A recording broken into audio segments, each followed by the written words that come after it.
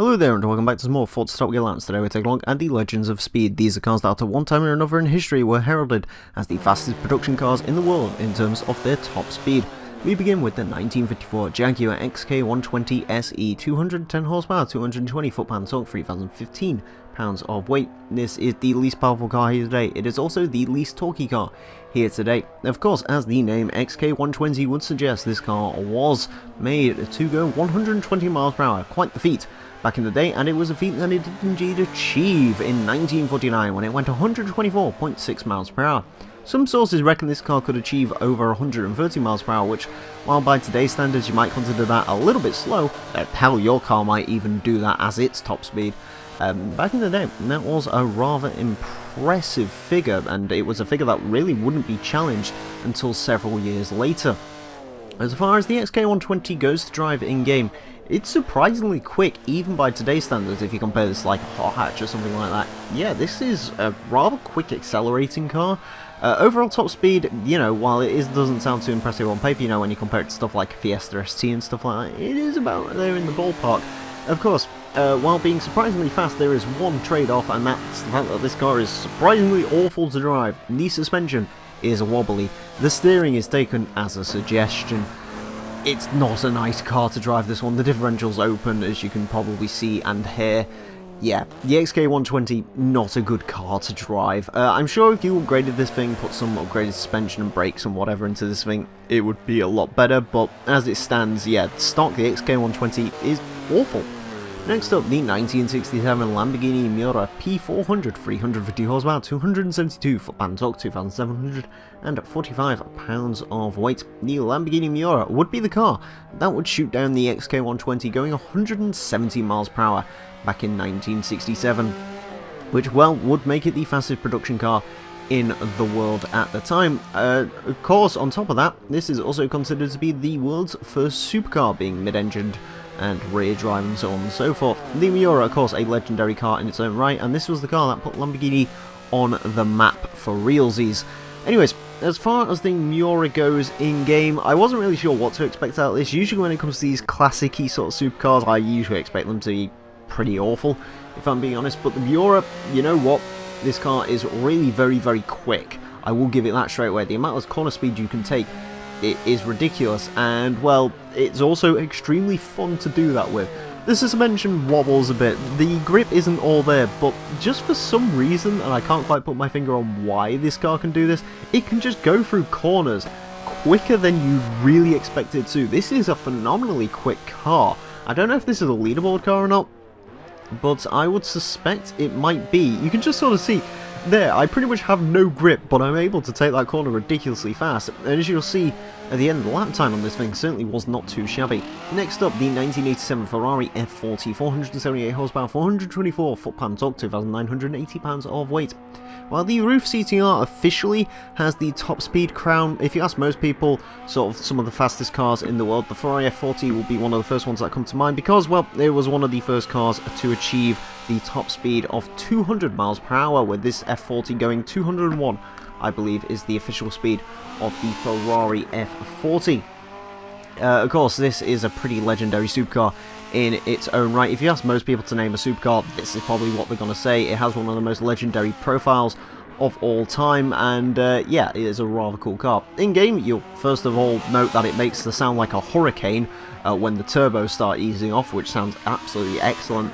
As far as it goes to drive, it is a great car to drive. The F40 and the F50 actually have always been pretty darn good cars to drive. The F40 has always been slightly quicker, the F50 the better handling of the two. I will say the F40 seems to have been a little bit nerfed in Forza Motorsport 7. The brakes aren't quite as good as I remember them being in previous games.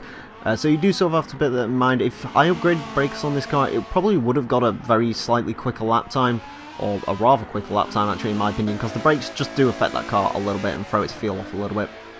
Next up, we head to the speed wars of the early 1990s with the 1992 Bugatti EB110 Supersport, 611 horsepower, 480 foot-pound torque, 3,126 pounds of weight. The EB110 would produce a top speed of 211 miles per hour, becoming officially the fastest production car in the world for all of about 6 months, I believe it was.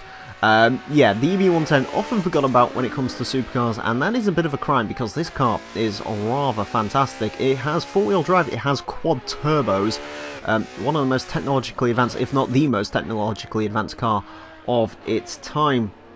As far as it goes to drive, this one really surprised me. Out of all the cars here today, this was the most surprising to me. This thing feels genuinely modern, which I wasn't expecting. It almost feels like an Audi R8 or something like that, but it actually drives a little bit better than an R8 because, well, it doesn't have as much understeer and it isn't quite as heavy as an R8. It's just a great car to drive overall. The all-wheel drive system, you know, combine that with a good amount of power. This thing's lightning fast as well out the corners, you know, acceleration and so on and so forth. It is ridiculously quick, especially for a car of this age. You would not expect it to be as quick as it is.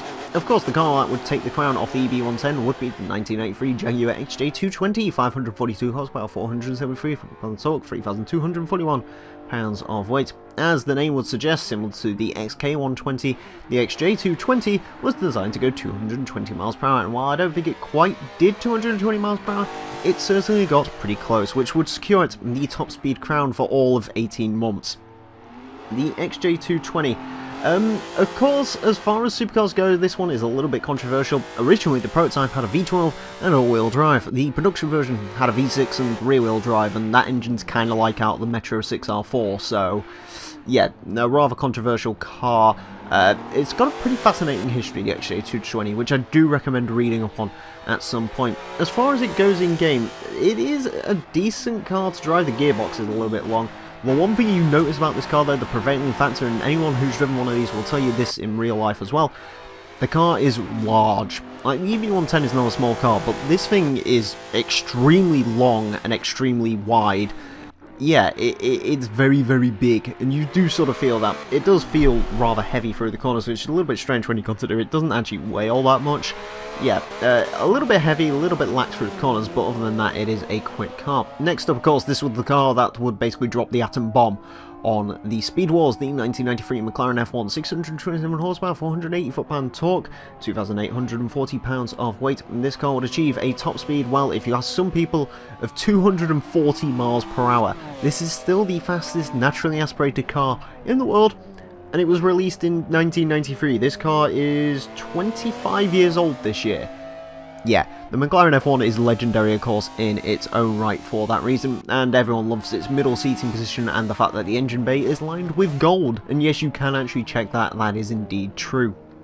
McLaren F1, I'm not usually a huge fan of McLarens, but I do rather like the F1 from a mechanical experience. From a look experience, it's not quite for me, but yeah, I can't deny the McLaren F1 is legendary. As far as it goes to drive, it's decent enough.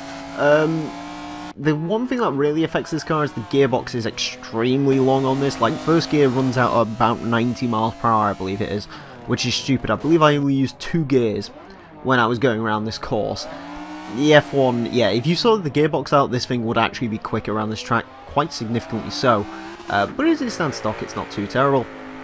Next up, the 2011 Bugatti Veyron Supersport, 1,183 horsepower, 1,105 foot-pound torque, 4,044 pounds of weight. This is the heaviest car here today, unsurprisingly. Bugatti was not happy with the fact the EB110 was chucked off its throne from, well, after just 6 months, so they sent the Veyron out. This was the car that would defeat the F1 in 2004, achieving a top speed of 250 miles per hour, and then the Supersport came on, which would achieve a top speed of around 270 miles per hour, although the Veyron Supersport, pretty controversial. As far as how long this car has held the record for. Yeah, a little bit strange. I do recommend reading up on that. As far as the Veyron goes in the game to drive, a lot of people have this perceived perception that the Veyron's going to be awful to drive. It's basically a boat with four-wheel drive and so on. First thing you notice is this thing is stupidly fast. Like, the throttle feels like you're going to send the car into space. It is stupid fast, and you can press it any time, and the car will launch forward very quickly.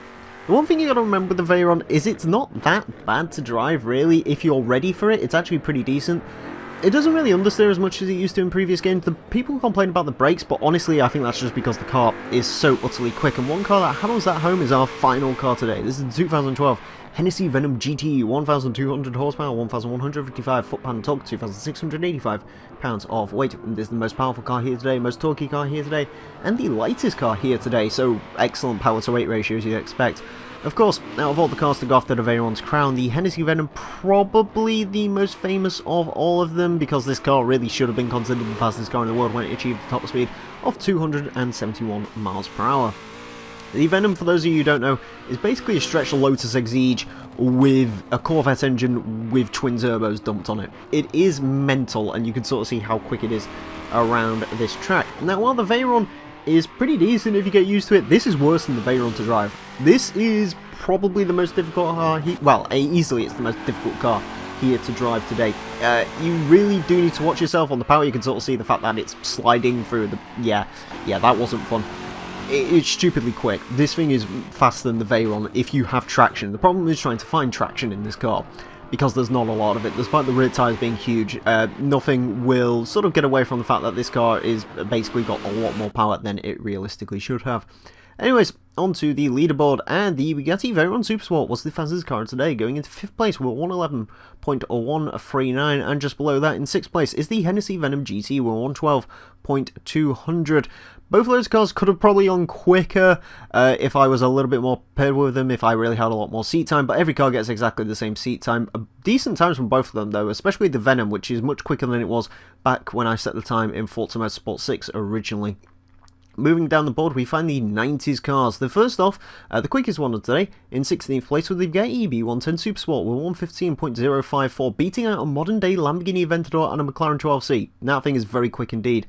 In 19th place, the McLaren F1 with a 115.154, which is another really very quick time, only slightly slower than the 12C. The Ferrari F40, the brakes did let it down a little bit, going into 22nd place with 115.886, but it is slightly quicker than the Lotus Elise GT1, and a Ferrari F12 Berliner is actually quicker than a 458 Italia, the F40 as well, which just proves how quick that old dog really is.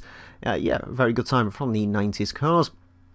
Moving down again, the Jaguar XJ220, not so good. 30th place with 117.150, not surprising considering most of the other 90s cars were either stupid fast or had all-wheel drive or something else. The XJ220, just its weight let it down. It is quicker than a modern-day GTR though, which is worth pointing out. In fact, those cars are pretty similar when you think about it. Now, Lamborghini Urus goes into 86th place with 126.048, which sort of wedges it between an Audi RS3 Sportback and a Volkswagen Golf.